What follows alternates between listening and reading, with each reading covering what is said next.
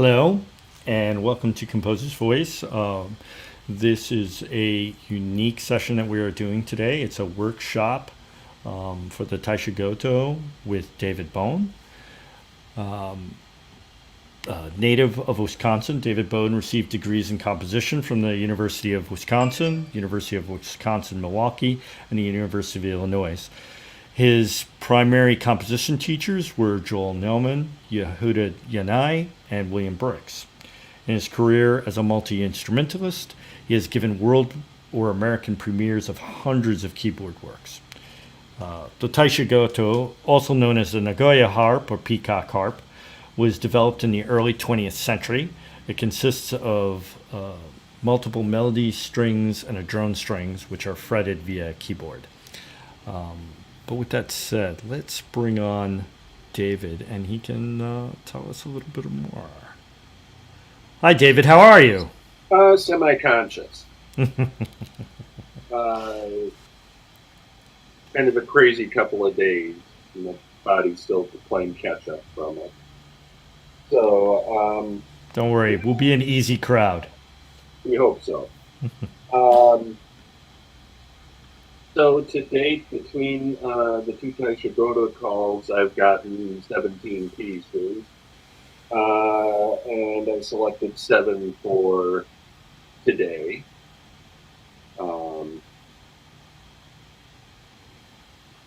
Fabulous. Mm-hmm. Yeah, and I guess, do you want to tell us a little bit about the Taishogoto before we start, or do you want to get right into the works? I'm not sure that there's much to say. The instrument itself is barely 100 years old, having been invented. Actually, I think it's 110 at this point.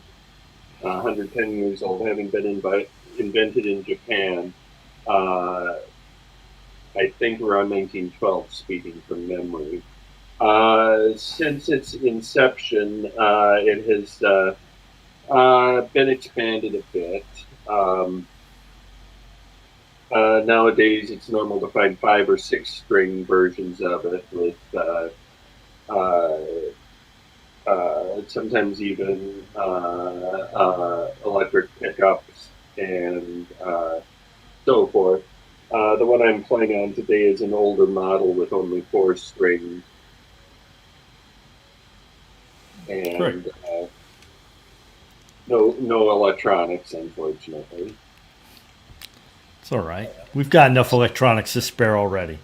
Yeah. So yeah, let us bring on our first composer, Susan Brewster. Hi, Susan. How are you? Susan, unmute yourself. Yeah. Hello. Hello. Good, thank you. How are you? Great. Good. Yeah, Susan, why don't you just introduce yourself quickly? I'm Susan Brewster. I grew up in Wisconsin. I'm not a native. I was a native of Indiana. I lived in New York for a number of years, and I live in London now. So I compose music and do projects here and there. Great. And you know what, David? I think, why don't we just shoot straight to you? You want to start with her piece? Sure. Let me precede all of this by saying I'm still a relative novice at this instrument, and I'm still trying to internalize things like fingering. And also, since I'm also in the middle of preparing the 4th set of toy piano pieces for performance in less than a month, I'm a little focused on preparing those. So this is like 2 steps beyond sight reading, but not much more. So let's see how this goes.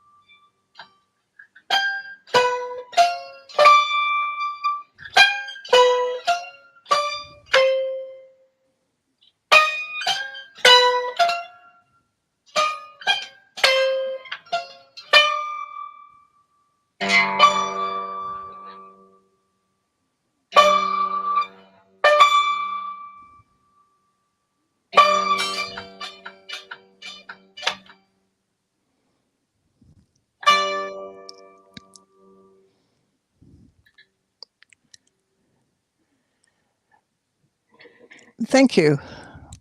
Well, thank you. I mean, if I should I say something? Oh, by now, all means. What was the most difficult was trying to notate the ideas with the strum Mm-hmm. and because you have the movement of this hand as a keyboard and this hand as a strum. Right. So that it's hard to notate exactly how you would like the strum to be, as well as sort of the idea of like a trill or there's so many kind of nuances of sound possible in the plucking of it.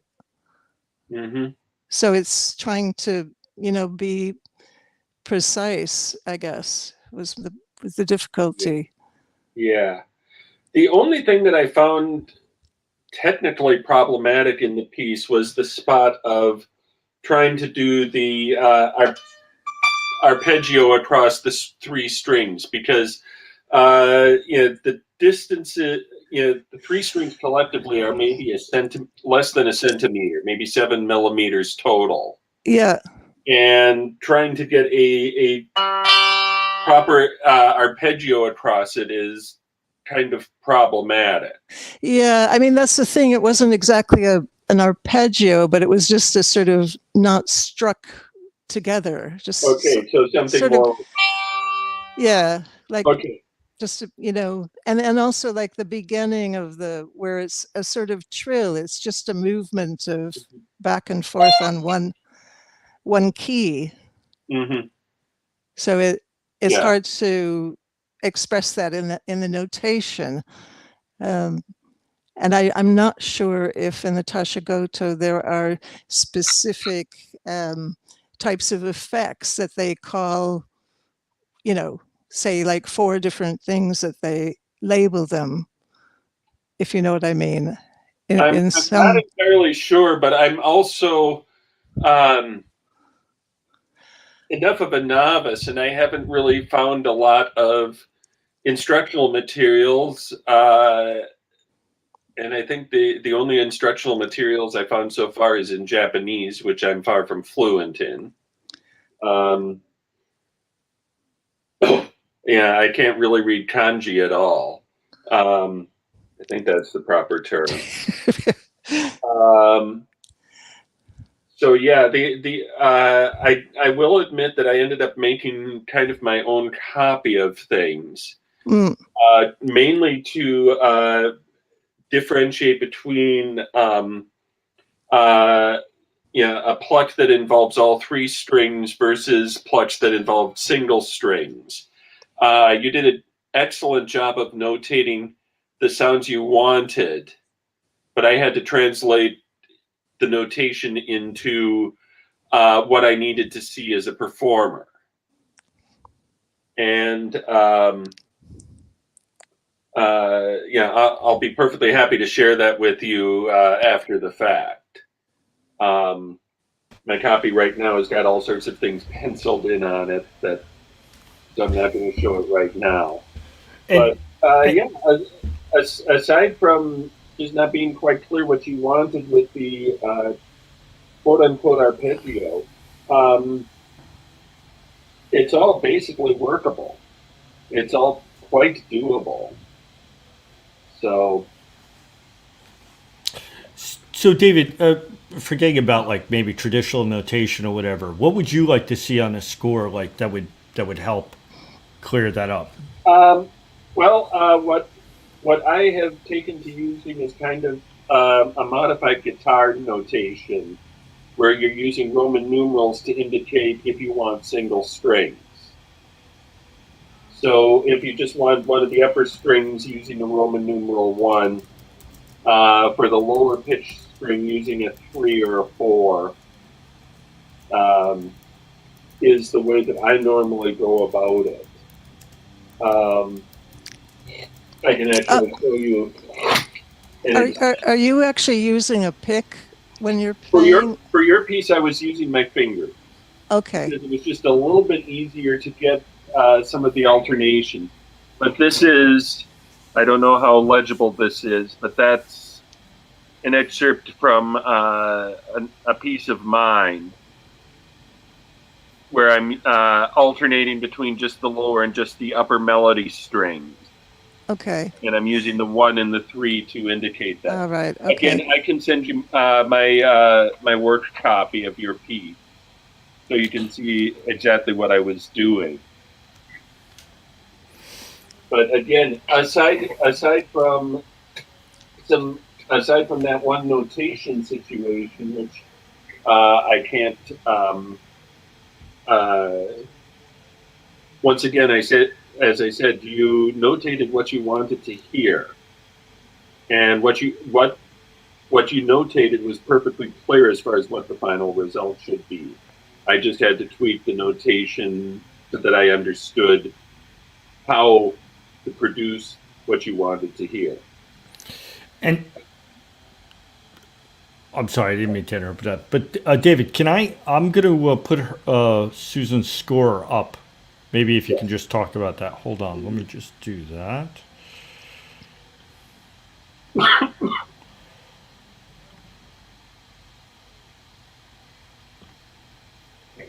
Give me 1 second.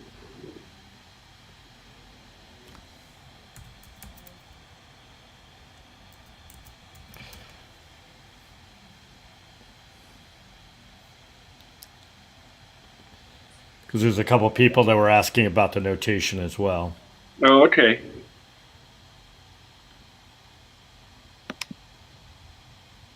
Oh, that is not it.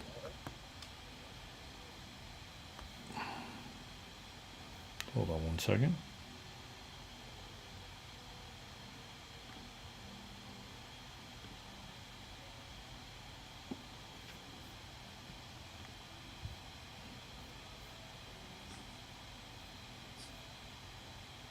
Yeah.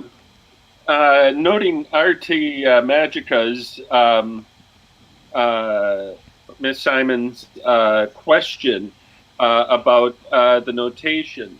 I actually did receive a submission that was in the traditional Japanese notation that is used for this instrument. And the truth is that it was so clearly notated that I didn't feel it, everything worked perfectly. Robert, if you want to, that's Luigi Morlio's submission that is in the traditional notation, if you want to bring that up for a contrast. Great. Give me 1 second. Oh, take 2, they're small.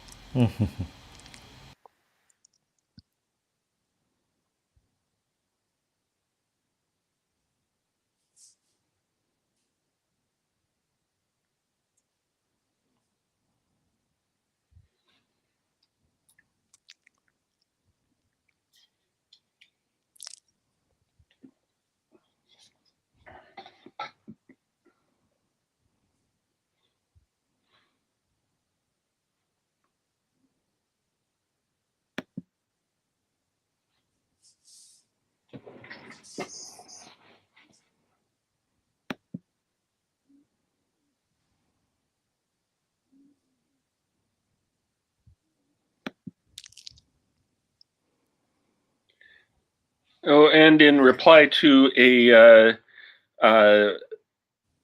anonymous Facebook user asking if I have played. Oh, you have loved playing with Taishogoto players in Tokyo. Yeah, I have never been to Tokyo, so I'm a relatively recent. My interest in the instrument is relatively recent. So that's Luigi Morlio's piece, using the traditional notation. And again, when I played through it, it was entirely clear and entirely manageable. Very idiomatic writing for the instrument.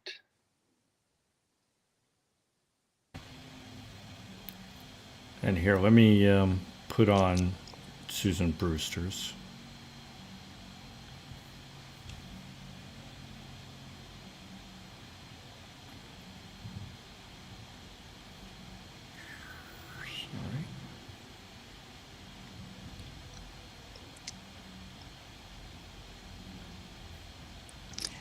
David, I think you mentioned that you preferred the Western notation. Did you? I wouldn't say that I prefer it. I would say I'm more facile with it. In terms of being able to, it takes a bit of a mind adjust for me to switch over to the traditional notation. So do you have three? You have three strings and one drone string then. Three melody strings, yeah. Right. Okay. However, having said that, there's three melody strings. They're so close together that functionally the only two that I can get to individually are the two outer strings. So yeah, this is a notation. This is Susan's score as it appeared to me, as it was submitted. And for the first beat of the first measure, it's using all of the strings, and then for the rest of that measure, it's individual strings.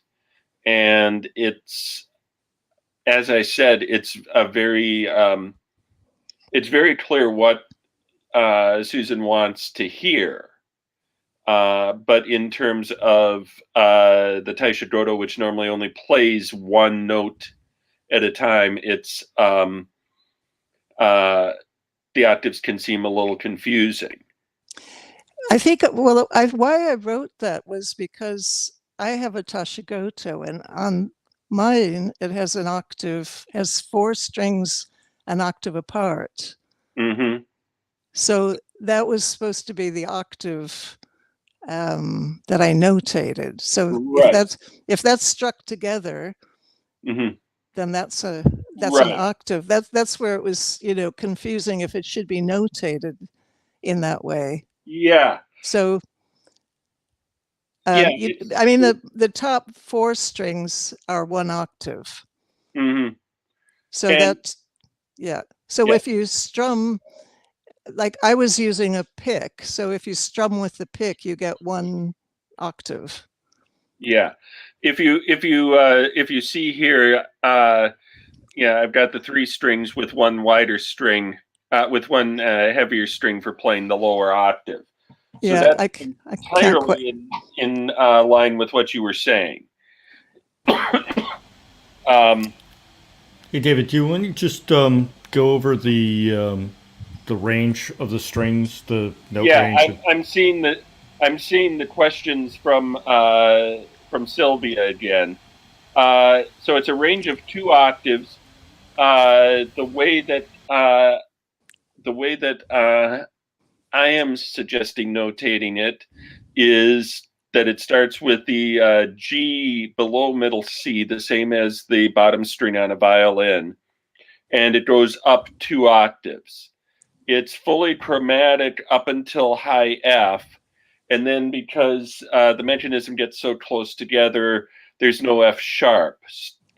So it's 2 octaves from lowest note to highest note, but it's missing the top F sharp. The fretting mechanism, because this is a fretted string instrument like a guitar, the frets get awfully close together by the time you get to the top. Now there are modern alto and bass Taishogoto which have a slightly longer string length, and so there's a few extra notes up on top. But functionally, you can play just the lower note, lower string. You can play just an upper string, or you can play both at the same time. So, because of the fretting mechanism, all of the strings are fretted at the same time. So, you may be able to get notes in two different octaves, but you can't get things outside of that octave unless you retune the instrument, which isn't necessarily feasible from piece to piece. But again, as I said, what I've got here from Susan was perfectly clear as far as what she wanted to sound. It was just in terms of my own head, figuring out the best way so that I can see what I need to play. You know, the difference, the big difference, or the biggest similarity is dealing with, say, the harp, where you might want to C major scale or something like that, or a C major arpeggio, but you're going to end up needing to put some B sharps and F flats into it if you're going to try to do that arpeggio as a glissando. So, you know, the difference between what you want to hear and the notation that the performer needs to see makes it a little tricky. Gotcha. And Jim had a question for you too. Hey, Jim, Yes, you want to ma'am. go? Sure. The fretting mechanism, is it like the tangent on a clavichord, or does it actually press something down to a fret like on the guitar? It actually pushes it down to a fret on like on a guitar. Okay. Thank you. If you, I think I've got in my Taishogoto video photos that show the fretboard underneath the fretting mechanism. So yeah, there is actually frets. Mm-hmm. If you take this apart, it looks like an oddly shaped Appalachian dulcimer. Okay. Yeah, it would with the diatonic fretting, or well, yeah, actually mostly chromatic with the Taishogoto. that's right. But the point is, you've got this nice long body, and then you've got this fretboard with strings passing over it. The difference between the Taisho and the dulcimer is you've got this T mechanism on top of the fretboard. Okay, thank you. Okay. Shall we continue with the next piece? Thank you, David. You're very welcome, Susan, and I look forward to a point when this is not a work in progress. Okay. Okay. Great. And I think our next piece is going to be with Volker Schmidt. Okay. Hold on. Okay. Volker's The Sound of the Snowfall.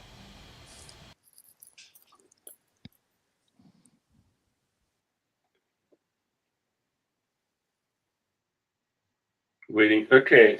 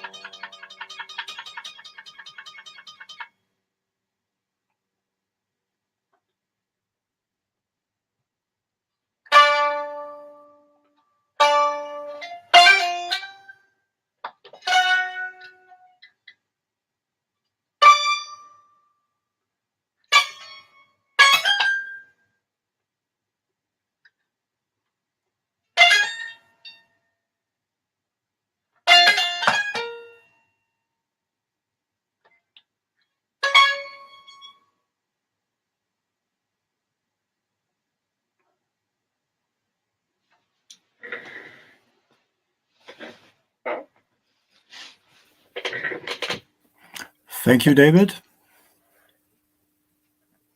Thank you. We've had a little bit of a conversation about a few details in the piece, and the question of phrase lines versus the use of hammer-ons.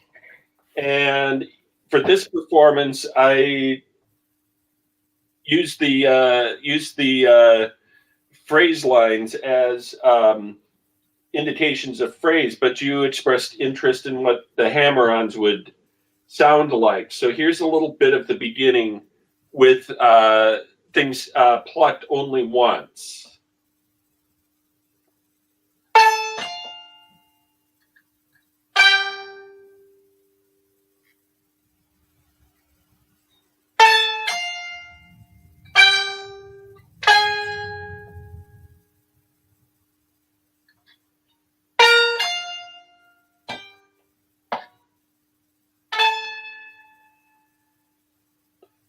To give you a sense of the effect, the difference between the individual plucking and the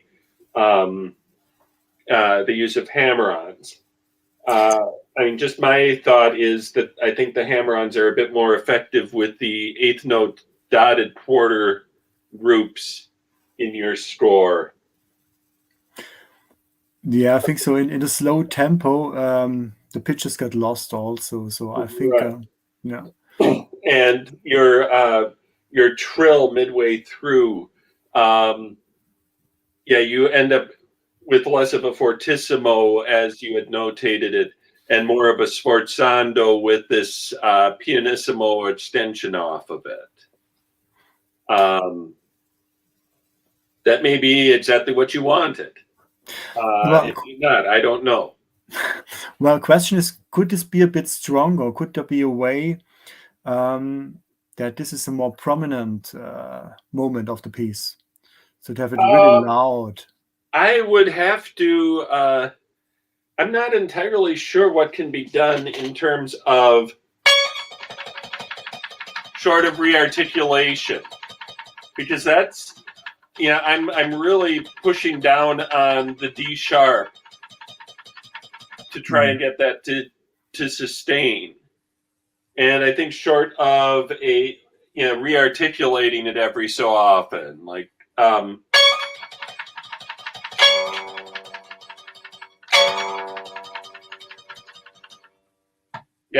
not sure what more I could do. Okay. Short of, adding an electronic pickup and amplification to it to make that any more consistently fortissimo. That brings me to another question, David. Is it possible to have the dynamics a bit more differentiated? So to have the piano a bit more... Oh, definitely. Like I said, I'm still learning the instrument as well as learning the pieces.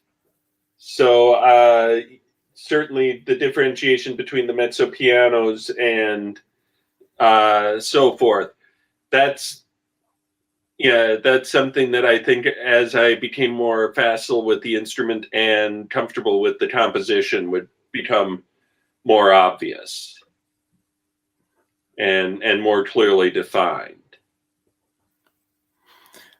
And David, how is it for you with the silent recitation of the haiku as a performer? How do you feel? Is it working for you? Do you feel comfortable with that? For me, there's a part of me. I really do have. I almost have to mouth it silently because I'm a very fast and facile reader on the page. And so taking the time to actually go through, how would I have them here? The speed at which I would speak it is very different than the speed I would think it at. And I kind of have to keep in mind that,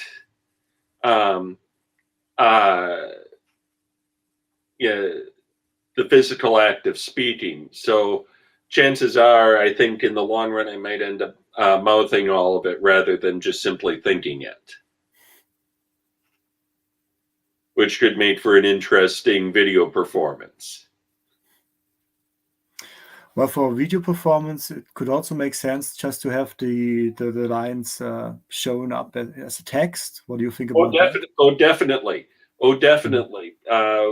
Which is actually what I first thought. But at the same time, in order to make sure that the timing works out as you intend it, that physical act of having the mouth move is something that I think, for me at least, would be beneficial in actually learning the piece. Yeah. But then we could probably do that too as well. Vocalist add the text that would come at the bottom of the string. Yeah, definitely. Yeah, that was my first thought, is that this would make a really cool video of me performing with the text appearing as it, in the proper places in the performance. And, can I ask you, David, just kind of reiterate when you're talking about the hammer on. So that is the actual function of hitting the key on the keyboard without plucking, right? Well, it's the idea of plucking and then moving the finger without having to pluck for the second note, as opposed to. Is it possible to create noise by just hitting the key? Gotcha. Yeah, it's the dynamic capabilities of that is far less than plucking, but it's certainly a possibility.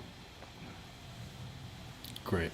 And I also had a question from the group here. Yes. And it said the drone strings are always struck when you strum. Is that correct? No. Once again, referring to my video, I pointed out, if you look at the instrument, you can see up here are the melody strings. The drone string is actually to the side on a different level. So you can obviously pluck the strings all together, but it's just as easy to hit just the melody strings. In answer to the Facebook user's question. So, Volker, do you have any other questions? No, that was pretty straightforward. Thanks a lot, David. You're very welcome, sir. It was a fascinating piece to work on. Thank you.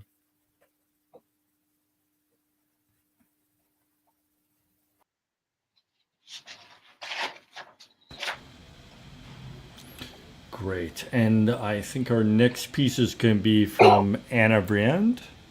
Okay. And Anna, I will apologize in advance. The stash of chopsticks that normally live in the Taishogoto box, for some reason, were not in the Taishogoto box when I got here today. So I'm using a pencil. And this is a piece where I think I would it would definitely benefit from a longer learning period than the few sessions I've had on it. So, an ancient pond.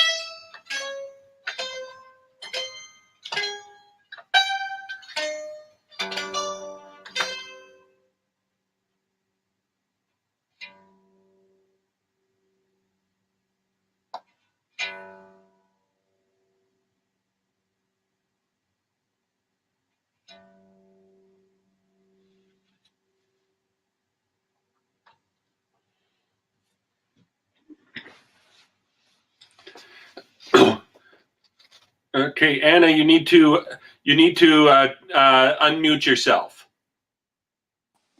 Okay, hi, sorry again. I like it very much. Thank you. I like it too. Yeah. There's one obviously I'm still getting comfortable with things. The one thing that is problematic is the chopstick moment. Yeah, okay.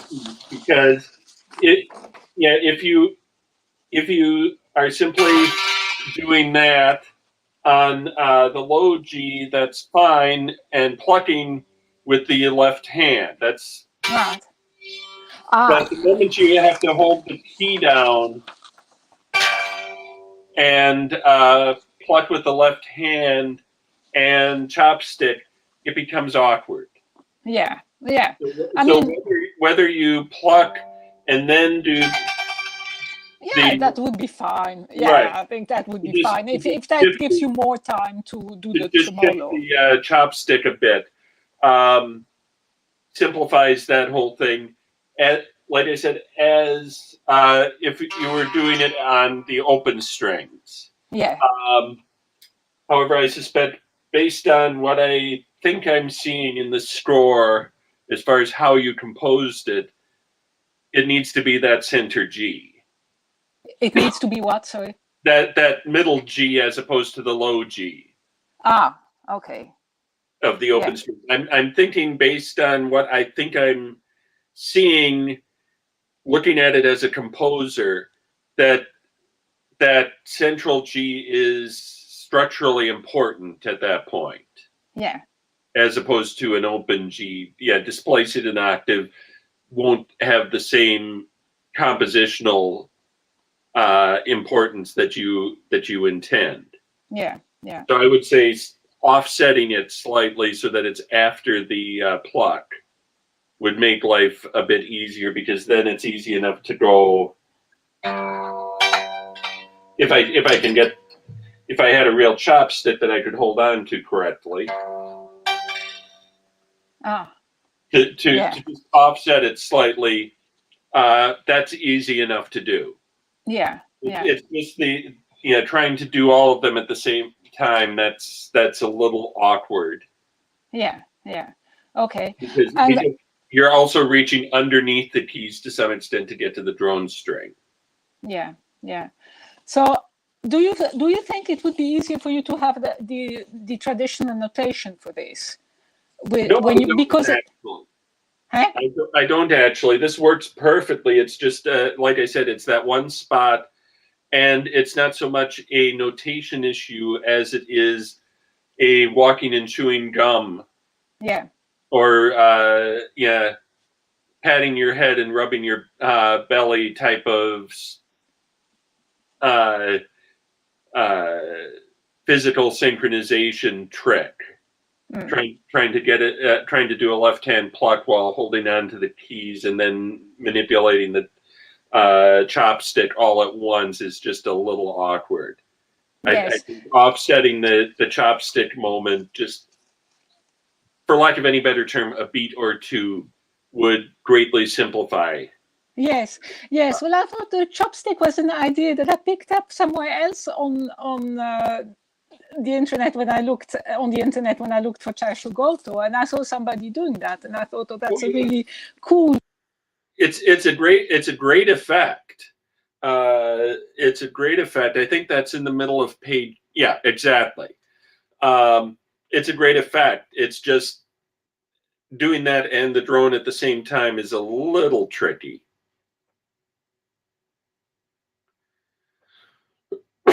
Okay.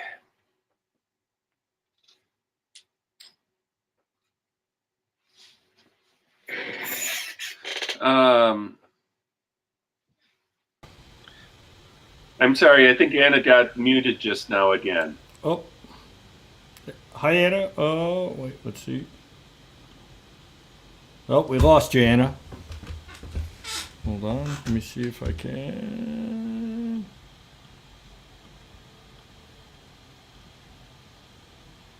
Can you hear us? Say something, Anna.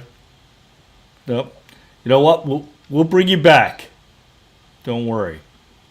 Meanwhile, David, you want to do ETG's piece? I can, yeah.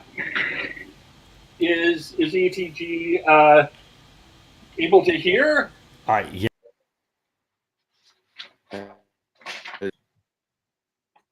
I think I am. We're having issues on this end. I've had to switch computers, and I'll be hitting a little button that pops up like that. Yeah. Can you see that, or is that just me? You see that? I can't get rid of it. Not in time, but I'll just have to keep my finger is hovering over the button. Okay. Let me just proceed with on your piece by saying there's a few things that I did not have the time to get the knocking and plucking together. I'm still trying to figure out the best technique for achieving that. And yeah, I wasn't sure if it was possible. A guitar friend said, "Oh, let me try that," and so he liked it. I think it's possible. It's just a question of the difference between guitar playing position versus the Taishogoto, trying to figure out of achieving that. There's also a few spots where I had to shift things an octave, and I'll talk about it a bit more once I'm done with this. And do keep in mind, I haven't got the rhythms remotely close to accurate, but it will give you the shape. Well, you've done my rhythms before, and close is good enough as long as they're not metrical. So right. Well, down the road, I'll get it all. Okay. I mean, I've already figured out how I'm gonna work on. I've already figured out the techniques for practicing the piece. Oh, good. Maybe I haven't had the practice so I'd like to know those also. Okay, I can go into it in greater detail once things are finished. Fine. Yeah. So I'll be here. Anyhow, here we go, and I'm not sure about the tempos or the exact rhythm, so we'll see what again. Yeah.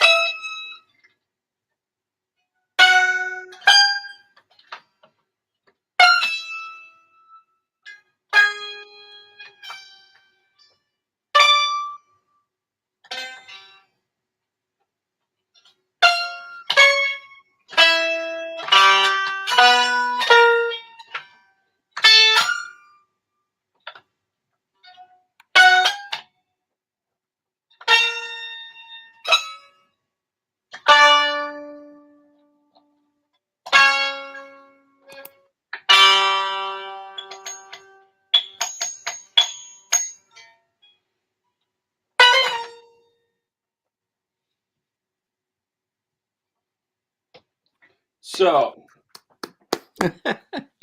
I have to say that my little button popped up twice, so I didn't get to hear all of it. But what came through was great. Thank you.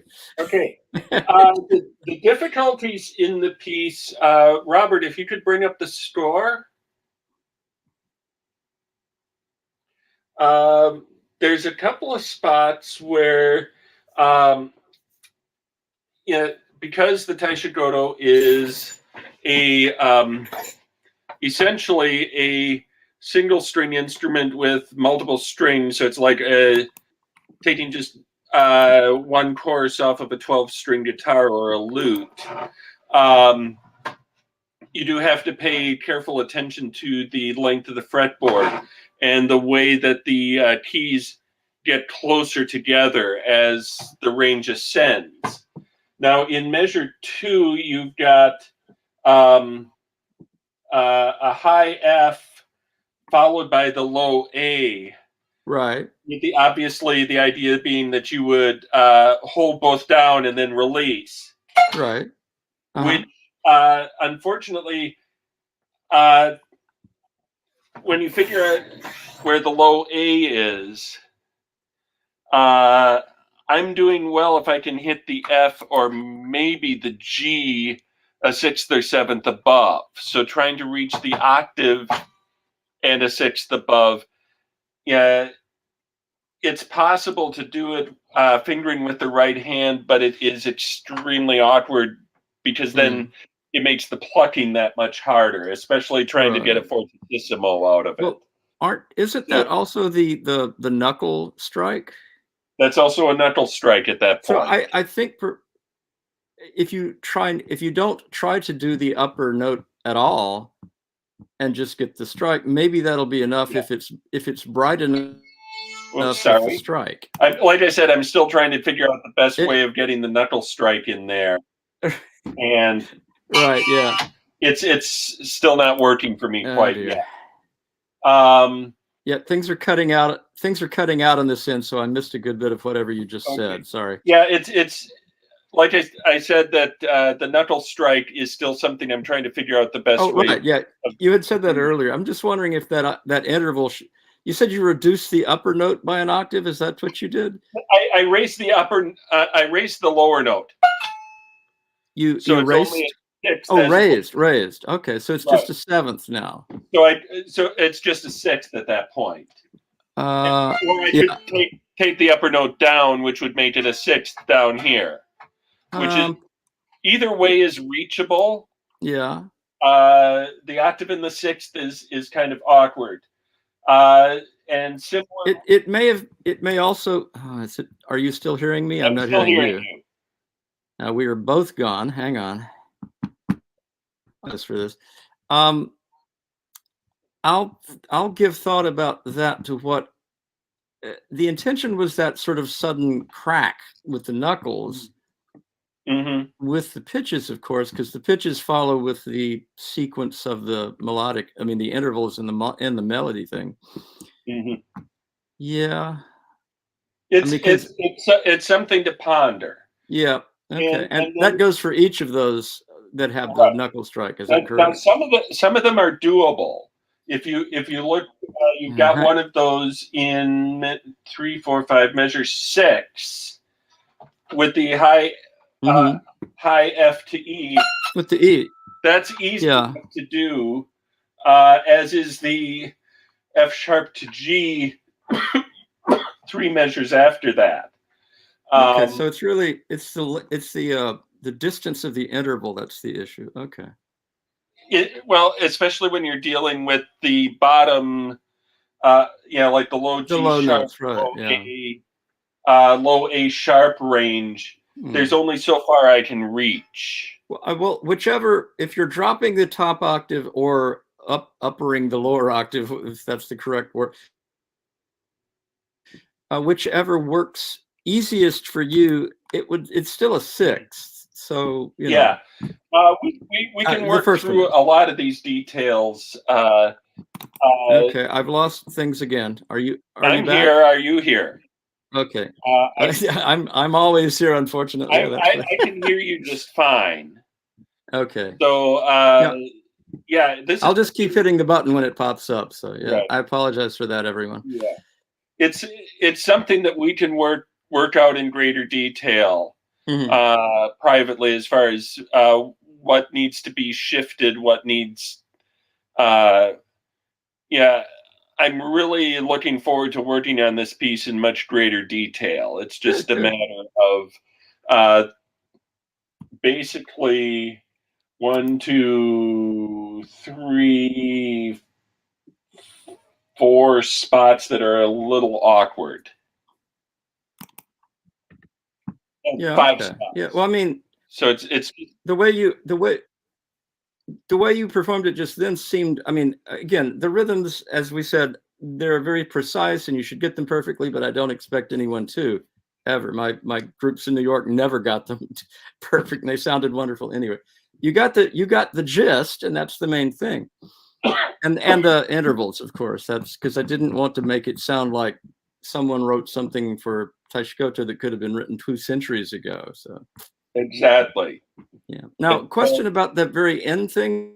Mm-hmm.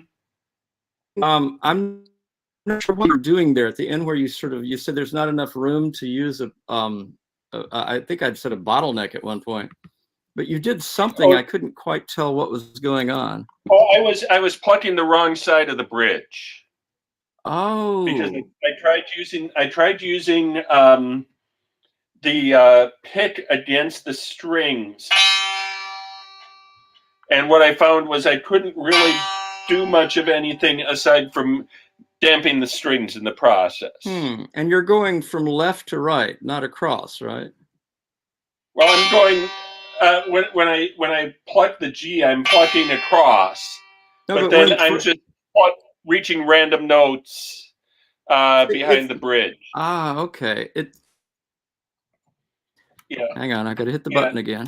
G, and then what I did for this was plucking back here. I'm not sure if that's what you intended, or here's what you know how you can take a guitar and you're playing. I can't get my hands in the shit. Here you go.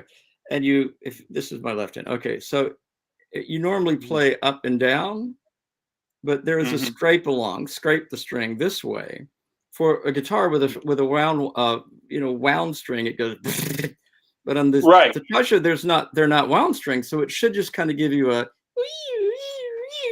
kind of thing if you go. It should, but the reality is that touching the pick to the string gives you basically, it damps the string. Even if you're pressing down a little and the movement doesn't make a sound. Yeah. Again, I don't have a Taishogoto. All I have is guitar things to try to emulate. But yeah, the one thing that could be done, and I was using a piece of felt to damp the drone as you had requested. Right. Yeah. The possibility of. Now that's closer to what I was hearing. What are you doing? I was actually using the pick against the drone string. The muted drone string. Actually, I just unmuted it. Okay. So you plucked out the mute and then scraped along and then plucked the mute back in?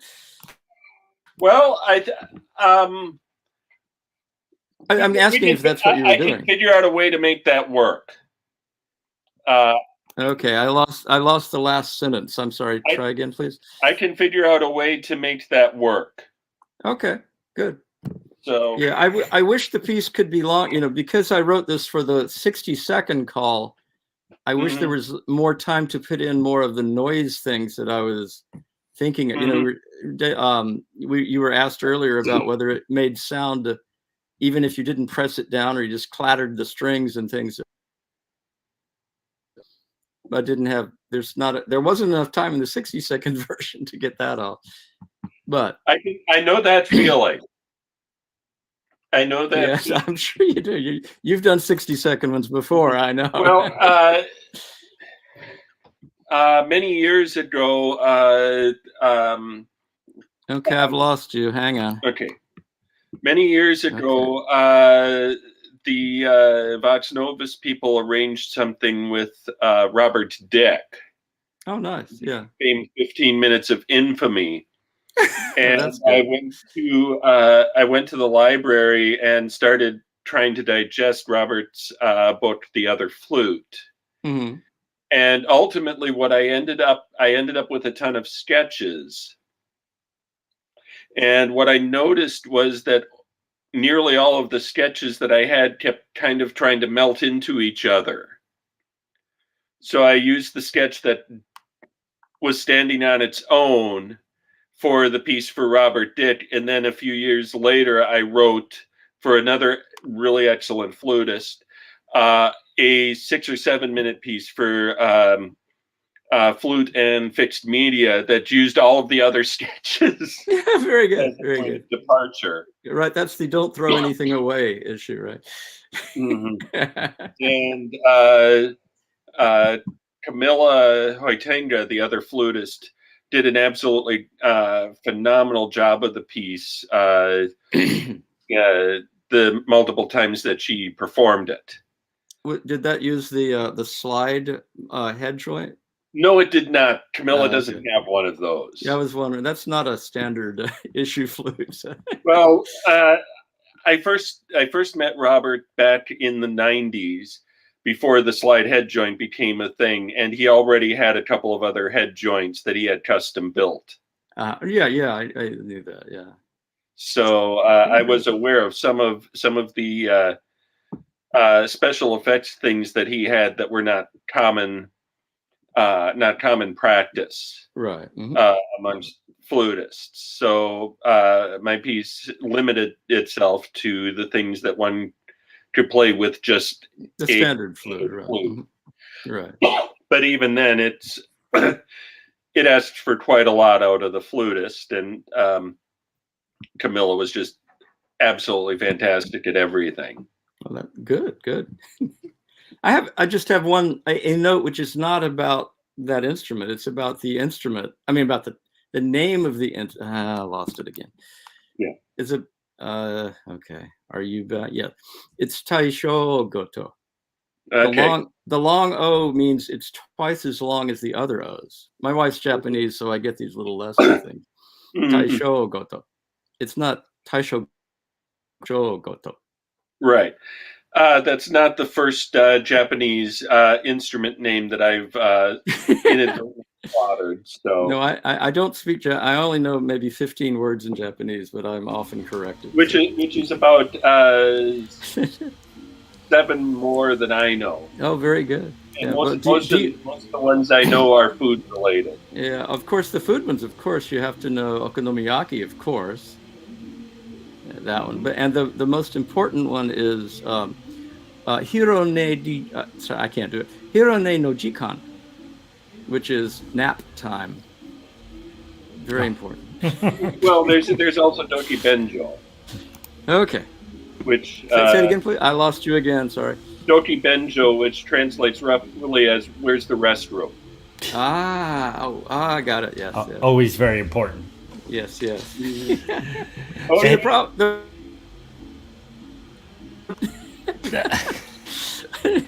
Migi, what? Left. Oh, and you're okay. Awesome. Well, I think we're going to go to Jim Dalton piece next. ATG, thank you. Stay on the line. Thank you also, both of you. So. Always a pleasure. And yeah, let's get Jim. Hey, Jim, how's it going? All right, how are you? Good. Okay, let me just double check tuning quickly. Okay.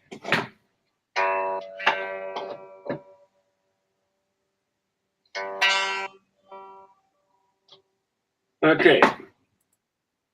I thought that the drone might have slipped a little bit. So here we go.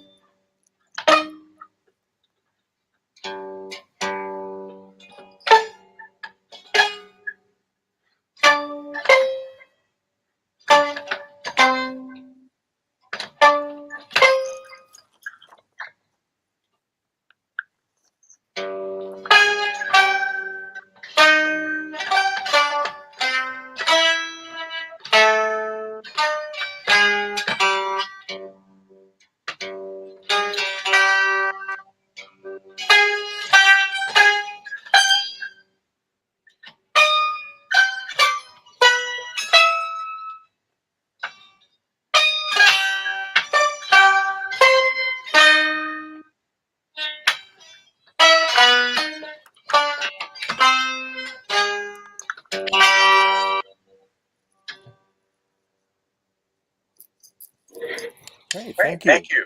Thank you. I apologize for some of the wrong notes, and I'm still getting a little bit of the hang of the damping technique. I'm noticing that depending on where I am on the instrument, my palm has to be in a slightly different place to get an optimal effect. Right. And it's I'm still getting used to it. Mm-hmm. Now, is that something that would work on the drone string if it's totally isolated, if you didn't have anything else going on? Yeah, it's a little awkward. It's a little awkward, but it's certainly doable. One could also use a piece of felt to damp it as well. Mm-hmm. Although the piece of felt would have to be removed if you wanted to go back and forth. Right, right. I would say that if you wanted to use that effect, it would need to be very slow and rather isolated. Mm-hmm. If you wanted to use it consistently through a piece, just preparing that string with a piece of felt would be an easier solution. Okay. Going back and forth in rapid succession would be awkward. Right, right. So, yeah, I think most of the problem is just actually learning the piece. Though there's a couple of crescendo marks that you've got where I'm assuming, down, like the sixth system of the piece, during the muted section, you've got some crescendo marks that I'm assuming you mean that the drone should be louder than the melody string at that point. Actually, no. That was in my. Maybe you didn't get the performance note with this. The effect that I had in mind was as you play with the palm muting, that you pick up your hand right after, and that makes a tiny little crescendo of that note. Like that? Again, please. Sorry.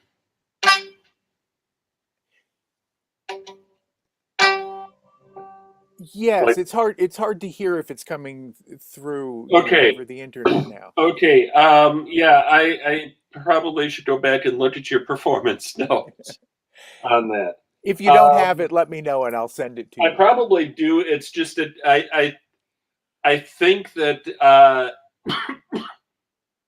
an alternate symbol might be a better way of doing it than using a crescendo. Okay.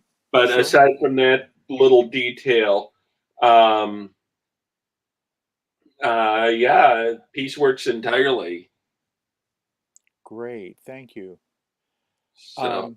Yeah, that little effect was something that I've done before on mandolin and guitar, and I was hoping it would work here. So yeah, I think it will work. It's just again because of the relatively short distance between the bridge and the edge of the key mechanism. Yeah, especially if you've got big hands like me, it's a little tricky to find the sweet spot. Right, right.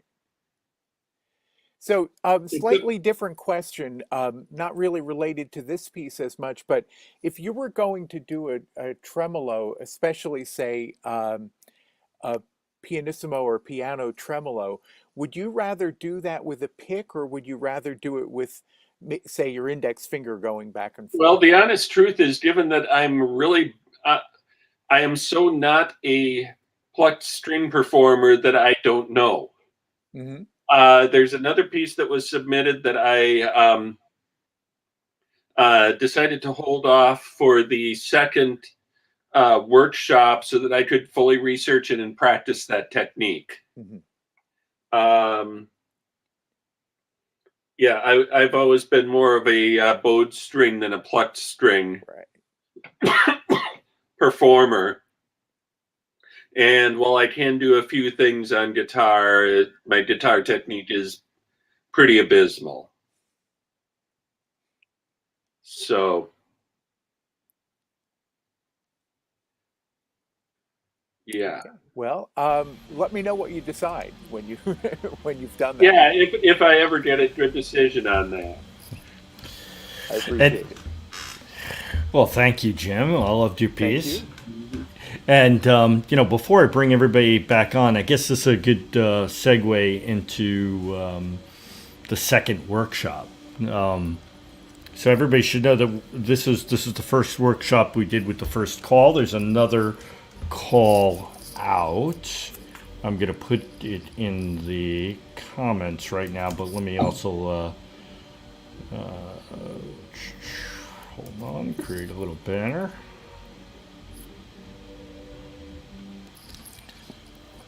That's for our next workshop, which the call deadline is going to be on January 5th, right? Did I remember that right? Or is it January 9th? January 9th, right. Yeah. It's on Vox Novus in any case. Exactly. So, or Music Avatars, so just head over there and all the details are there.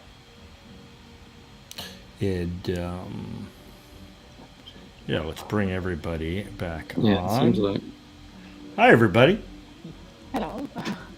Yeah. Let me proceed by saying, FYI, once I get the toy piano madness out of my hair, because after the fourth set, I'm going to be doing a recording only set, which will appear on YouTube towards the middle of 2023.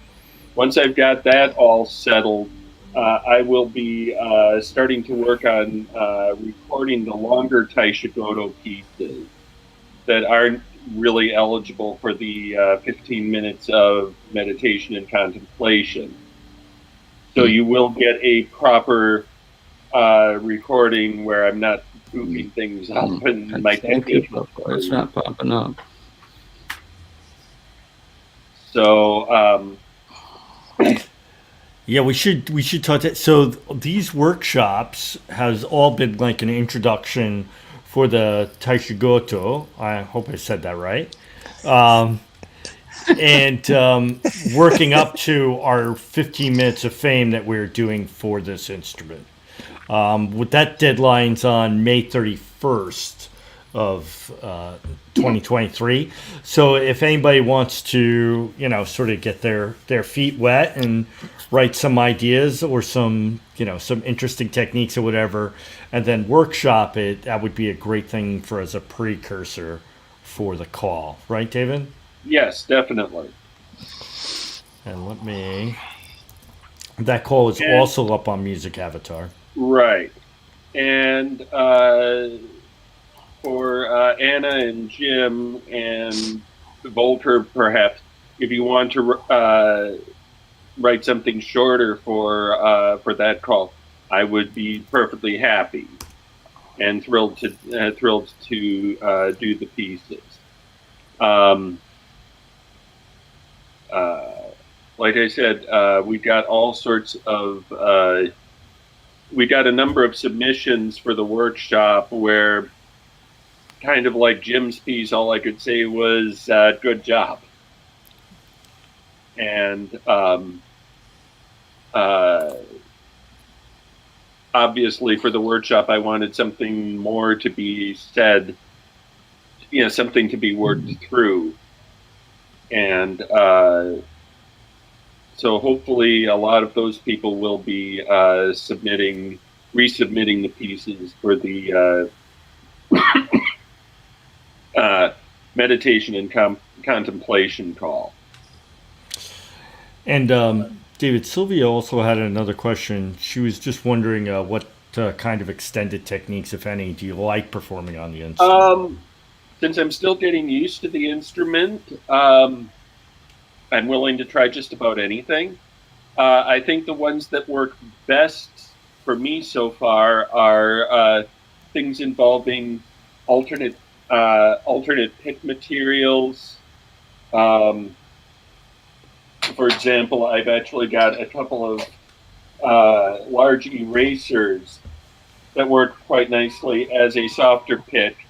And if I can find the box, which I cannot right now, I've actually got a bunch of really soft ukulele picks made out of felt.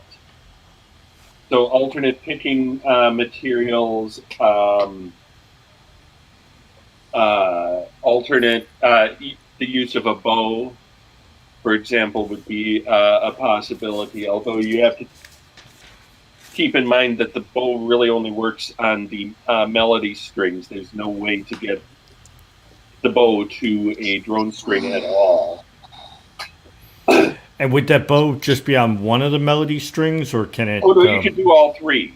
You could do all of the melody strings very easily.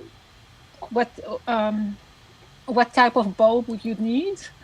I mean, would that be a violin bow? Would it be? A violin do you have a bow? Would be a little longer, bit longer than I would be comfortable with. Although I could use part of a violin bow. There's another stringed instrument I happen to have a couple of in my collection that has a shorter bow, but it still functions as one would expect a violin bow to function, with horsehair and rosin and so forth. It's just not quite so long that I'm excuse me, having to either use only part of the bow range or crank my arm way back in order to get the full movement of it. But yeah, it would be a violin-like bow. Okay. Do you own a bow? Do you have a particular? I have a violin bow that is in need of rehairing. I have a couple of, for lack of any better term, alternate instrument bows, both in terms of ethnic instruments and in terms of instruments that were made for amateur/home use, like akin to a bowed psaltery. I have a few of those bows at home that I could readily use for this instrument.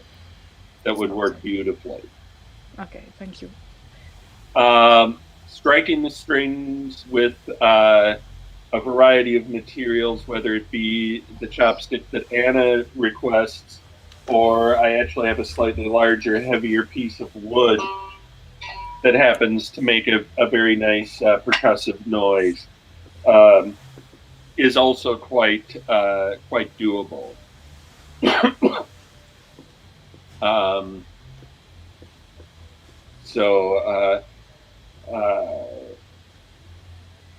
Yeah, those are the sorts of effects that I would use. Things that do not work readily are things involving, say, trying to bottleneck the string. Because well, actually, another composer, not you, ETG, had asked me the same question. And the reality is that there's about, at the front end of the key, there's maybe 5 millimeters of travel between the key being up and the key being on the string. And trying to get anything in there to bottleneck is just, I think, an exercise in futility doomed from the start. So, yeah, it's, I think there's a lot of things that are possible with the instrument.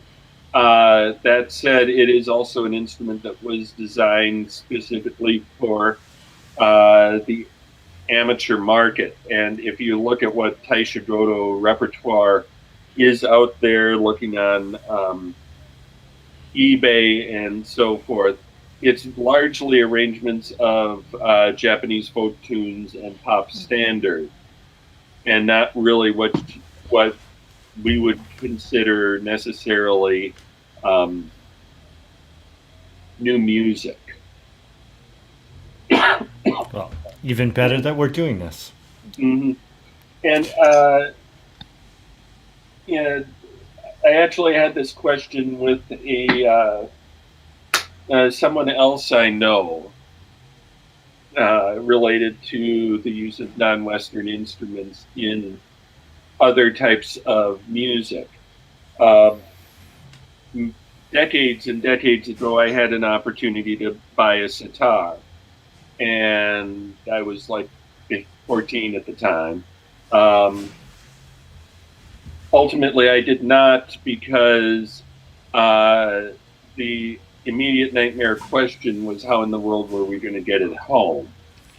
Especially since we were in the middle of kind of a destination skipping itinerary, and either I would have had to have transported it from Los Angeles to Atlanta to Mexico City to Atlanta and then back home, or I would have had it shipped. So I just said that's not something realistic for me.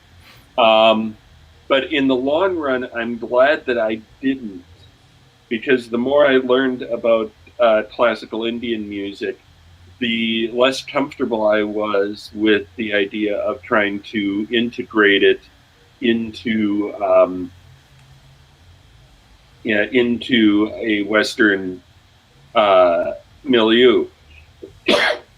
Granted, there are people who have done that beautifully, most notably the late Colin Walcott of the Jazz Ensemble Oregon.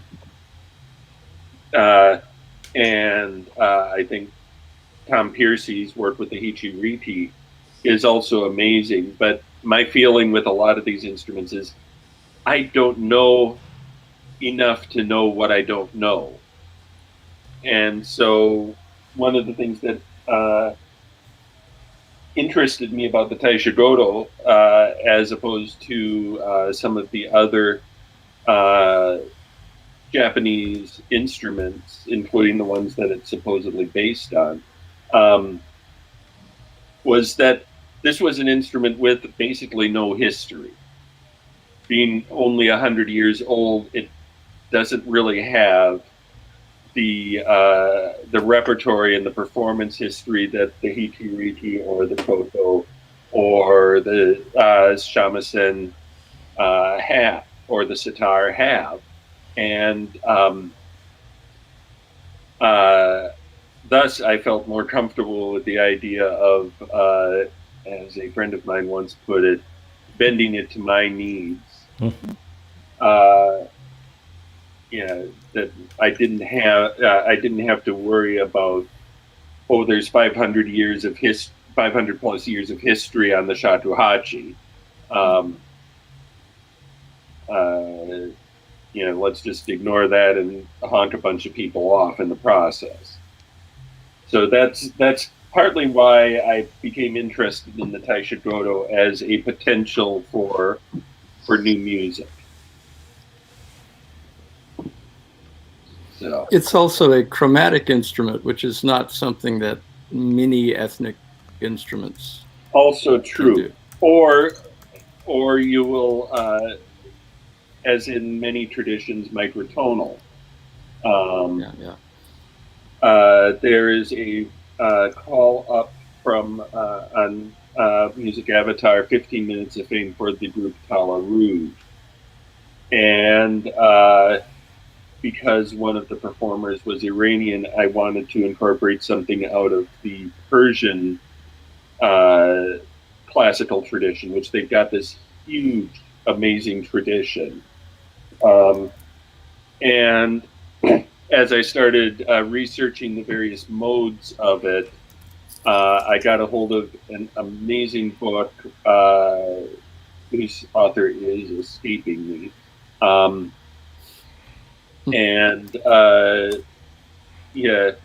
Basically all but two of the modes within that particular tradition were microtonal relative to Western chromatic scale. So I really only limited myself to looking through the modes that were available that were diatonic / chromatic. And the side thing in that book was talking about what sort of scale is Persian music based on, and seeing three different compelling arguments for different numbers of steps in that scale. I think it was better to just say, okay, not going to go there.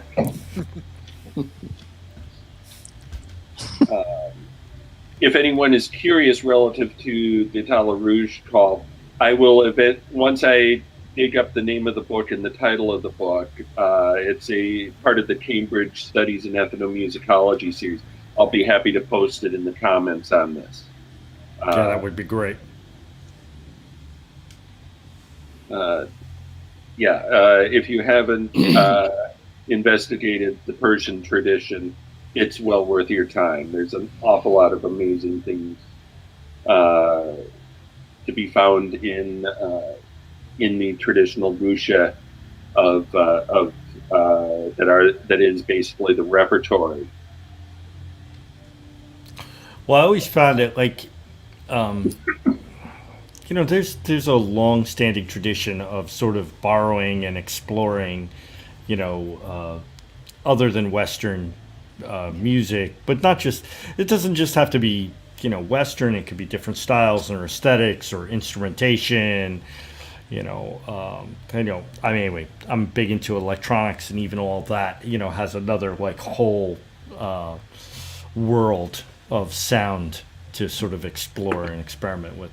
And that's the, sort of the goal of the composer. You listen, and then, hopefully you come up with something to play.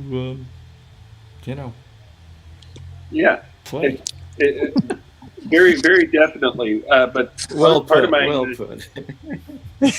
my concern about those people who have, particularly in some of the non-classical traditions, who have experimented with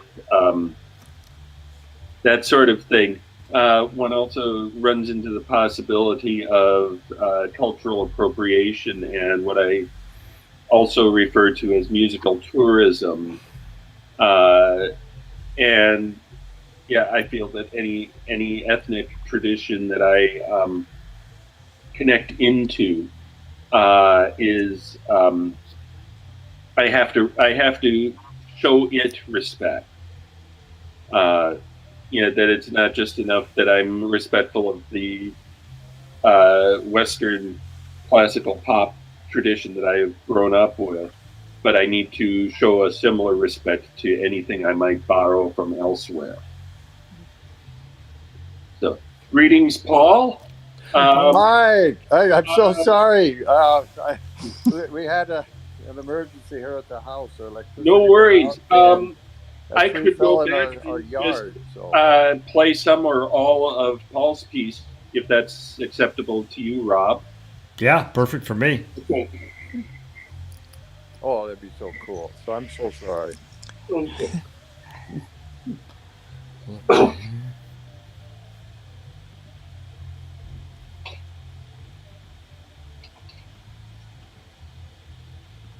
Okay, let me. This is the fingertip piece. Okay. So, final thoughts in more ways than one.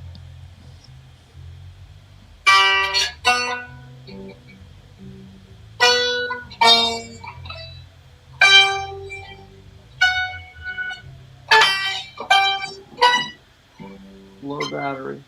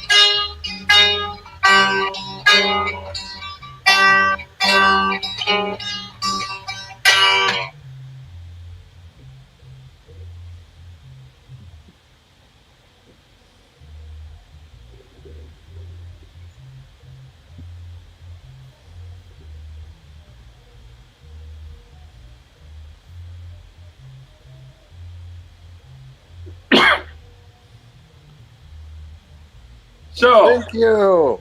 you're very welcome. I had to change one note in the piece. Oh, okay. In measure 39, you write a high F sharp, Oh, and that's the one note that doesn't exist. So I played an I F should have known natural. that. I did. Yeah, I should have changed Yeah, that. I played an F natural, but other than that, it's a little tricky for me because, as I mentioned earlier, I'm still, relatively speaking, a beginner on plucked strings. So getting the technique to pluck the drone and the melody strings simultaneously with separate fingers is something I'm still getting comfortable with. Good to know. But as I said at the beginning of the opening discussion, I do plan on recording all of the longer pieces during the summer of 2023, once I've got the current toy piano mayhem out of my hair. Because I don't know if you've heard, Paul, but there is actually going to be a fifth set, which will be recording only. Oh, and that is what I'm going to be working on for the first chunk of 2023, is getting those pieces all recorded. Wonderful.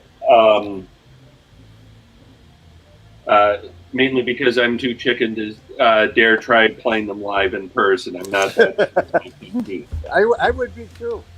You know, with the chicken comment, I will just say this: out of 100 works that you received, I think you've recorded close to. Well, the goal will be to record 84 of them, right?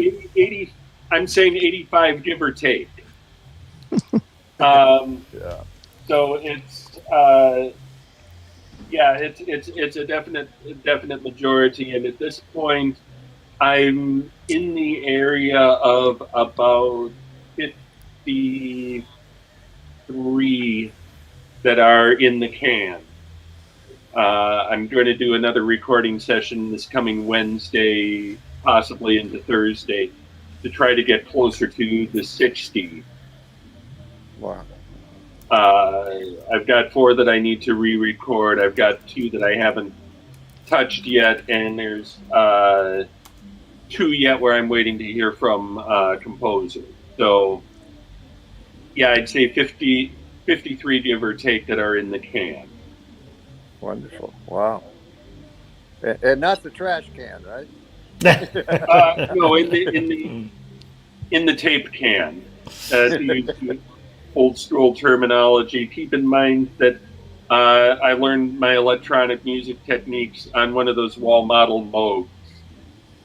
I think it was like serial number 11. Whoa. So, yeah, I don't talk about recording, I talk about taping pieces. And I know that I should be using the terms fixed media and such, but I still refer to them as tape pieces, even though they've never seen an inch of magnetic tape in their lives.